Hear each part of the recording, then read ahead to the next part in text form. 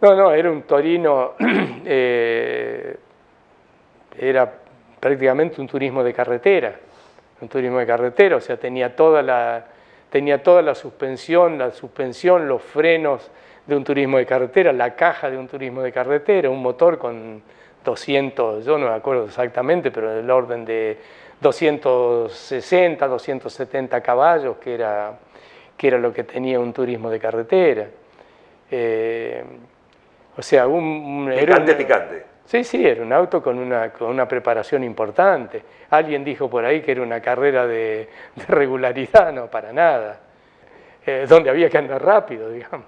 Sin duda alguna. En esa carrera no corriste, pero probando, sí, probando, sí, te pegaste un golpe serio. Sí, sí. Y también hay una anécdota con Juan ahí que quiero que nos cuentes, respecto de el error, entre comillas, que cometió Oreste Berta cuando se pegó ese golpe tan fuerte en el Nürburgring. Claro, yo salí a probar un auto que se había accidentado, había sido reparado, salí a probarlo, doy una vuelta, cuando salí a probar me había olvidado mi casco en la habitación del hotel, que estaba a 200 metros de ahí, salí con el casco de Di Palma, di la vuelta, paré, el auto no me gustaba cómo iba, tampoco tenía mi casco, así que mandé a buscar mi casco, me puse mi casco, me ajusté bien los cinturones, estaba bastante inquieto con las cosas que hacía, con algunos movimientos, algo raro que hacía el auto. Y salí de los boxes, hice los primeros kilómetros de la pista y en un lugar seguí de largo, pegué contra un montículo de tierra, había todo un borde de tierra así. Yo creí que el auto iba a parar contra el montículo de tierra, el montículo se abrió y pasé para el otro lado y caí en un barranco, no sé si haciendo así, no sé si volqué o si así, el auto esquivaba los enormes pinos de la Selva Negra, no le pega nada, pero el auto quedó destruido allá abajo del precipicio del barranco Bueno, y me volví a los boxes caminando, gracias a Dios estaba enterito. Volví a los boxes caminando, le dije a Juan que me había ido afuera, que había cometido un error, que me había ido afuera y fuimos enganchados. Me acuerdo que Juan tenía un Mercedes deportivo fantástico y subí yo en el Mercedes, fui manejando, porque siempre que íbamos juntos, él le gustaba sentarse al lado y que manejara yo. Fuimos hasta ahí, paramos, yo me bajé con la gente, llevamos una grúa y todo para enganchar el auto allá abajo y traerlo arriba hasta la ruta. Trajimos el auto, todo, y bueno, Juan me preguntaba qué era lo que había pasado, y le dije, ¿qué es eso? Entré demasiado rápido, no sé. Le digo, ¿qué me pasó? No sé, yo sé que pasé de largo, es todo lo que sé, le erré en algo. Y una vez que juntamos el auto y todo, se enganchó en el camión y salieron los mecánicos y todos se fueron, entonces me dice, vení para acá. Me dice, ¿y esta marca en el camino?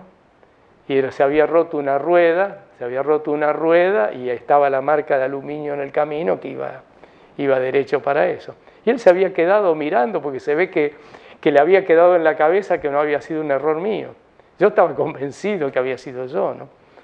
Las 84 horas formaron un crisol de personalidades, egos seguramente, capacidades, eran todos número uno.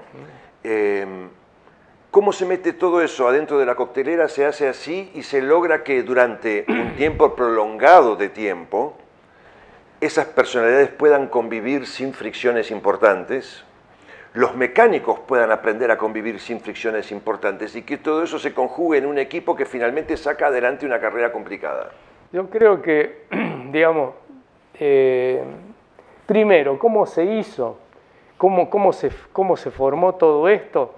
Bueno, las ideas eran de Juan. Él era el iluminado que decía, esto hagámoslo así, así. Cuando él proponía algo, era tan claro en sus proposiciones.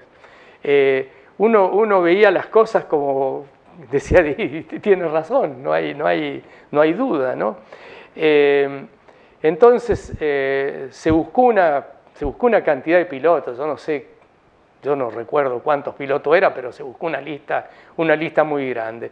Y ahí se empezó a sacar uno por una cosa, otro por la otra, para decir, tenemos que armar un equipo de pilotos que puedan convivir entre ellos, que haya pilotos que sean mecánicos, que tengan conocimientos de mecánica, evidentemente tienen que ser todos pilotos que anden rápido, que sepan más o menos cuidar el auto, buscando las personalidades y esas cosas. Y se fue achicando la lista. Y finalmente yo propuse, me acuerdo perfectamente que propuse 15 pilotos. No me acuerdo quiénes eran los 15 pilotos, pero propuse 15 pilotos. Carlos Lobosco puso otra lista, yo no sé si Juan también hacía algo así, y después de eso se hizo una reunión final donde quedaron los 10 pilotos que fueron a la carrera. ¿Quién y cómo decidió que fuera Cacho Fangio? Yo. Contame la historia. O sea, porque hablamos hace un rato hablamos de la relación de Juan con Cacho. Claro, ahí pasó una cosa. Yo tenía una relación, una fantástica relación con Juan, y también con Cacho tenía una muy buena relación. Y Cacho cumplía con un montón de las cosas que nosotros necesitábamos. Entonces era uno de los pilotos que uno decía es un piloto importante para correr ahí. Y Juan no quería saber nada porque decía, yo no voy a poner a mi hijo. Y entonces, bueno, yo me puse medio serio con el asunto y lo empujé para que... Pero el único problema que tenía Juan reconocía todo esto, pero decía, yo no puedo poner a mi hijo en el equipo, es mi hijo. Yo decía, Juan, no importa, soy yo el que te obligo a ponerlo. Y así...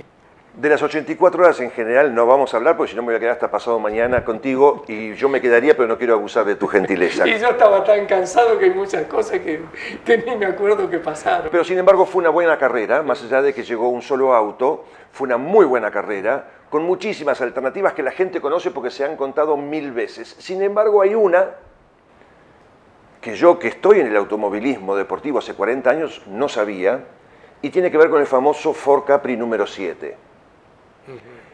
Que venía peleando con ustedes la carrera ahí, palo y palo, cabeza a cabeza, pero el auto venía herido. Oreste Berta siga contándonos la historia. Sí, y en una de esas pasa, como venía de herido, pasa andando perfectamente. Así, de milagro se curó de sus problemas. Uno ve el auto que va a parar, que ya no va más, y después pasa la vuelta siguiente y pasa andando perfecto. Y en una de esas, las mujeres del equipo, la mujer de Lobosco, de Telequi, de Copello, que salían a caminar a la noche, vinieron con la novedad de que habían visto en una entrada que yo la conocía perfectamente, porque fue la primera vez que yo fui a Nürburgring, entré por la entrada esa que no era entrada del circuito, solamente entraban los privilegiados por ahí, y con Fangio entramos por esa puerta. Por esa entrada entraron un Ford y entraron un Ford nuevo. Un gemelo y sacaron el herido.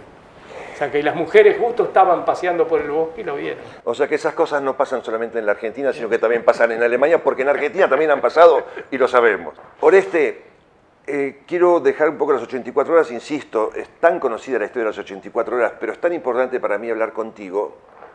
Contame del Mercedes C111, la pista en la que lo probaron, y nuevamente Oreste Berta como tester.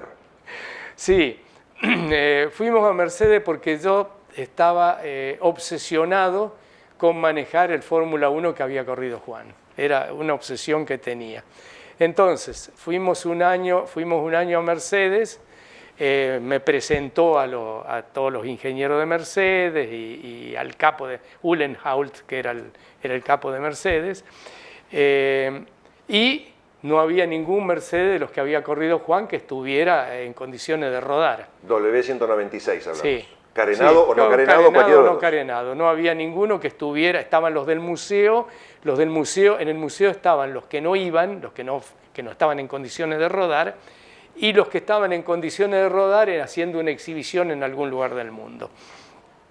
Entonces no hay auto para que pruebe. Agarraron algún auto que había por ahí y me dieron algo para probar. Vamos otra vez y de nuevo la misma historia y me quedo sin probar. Y después de la carrera de Nürburgring, después de las 84 horas, pasamos por Mercedes y entonces de nuevo para que me suban los autos y de nuevo no hay ninguno de los autos que anduviera. Yo estaba Stirling Moss haciendo una prueba en Inglaterra, creo, una cosa así. Y entonces vemos el C111, que era un auto sport bajito así, con puertas ala de gaviota. Y entonces Fangio le dijo al capo de Mercedes en ese momento que quería que yo manejara el auto. Y el auto estaba para ir al salón del automóvil, creo que de Frankfurt o de París, uno de los dos. Sí, uno de los salones del automóvil. Y entonces dice, bueno, dice, porque Fangio le decía a dice el ingeniero era yo.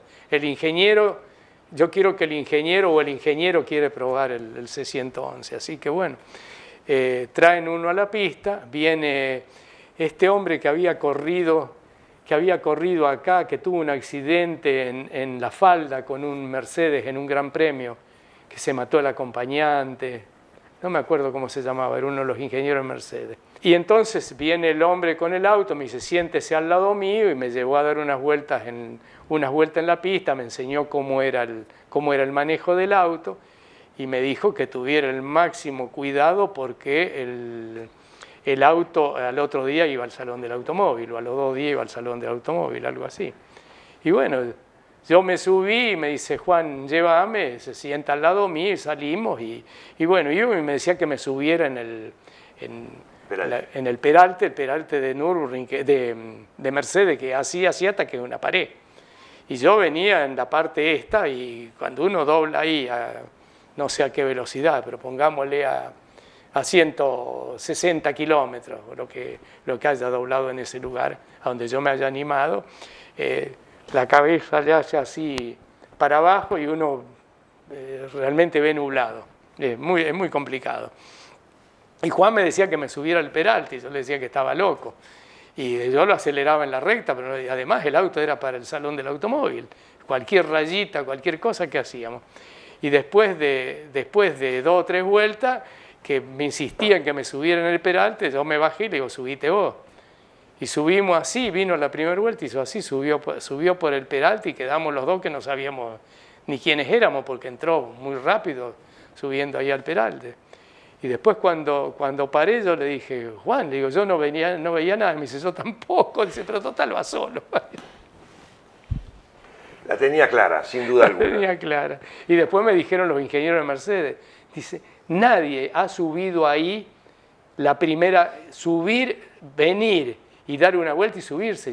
La gente empieza a dar vuelta, un poquito más arriba, empieza a poner una rueda ahí, después otro poco más, hasta que finalmente uno lo pone al auto sobre la pared.